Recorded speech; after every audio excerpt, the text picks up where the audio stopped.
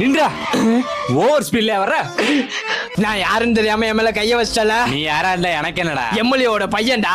இப்போ ஒரே போன்ல உன்னை வேலையை விட்டு தூக்குறேன், பாக்குறியா? தம்பி தம்பி எதுவும் பண்ணிடாதீங்க தம்பி, எனக்கு புள்ள குட்டி எல்லாம் இருக்கு. போய் டீ வாங்கிட்டு வா. என்னையா டீ வாங்கிட்டு வந்திருக்க? மனுஷன் குடிப்பானாத. என்னையா முறைக்கிற? வேலையை விட்டு தூக்கவா?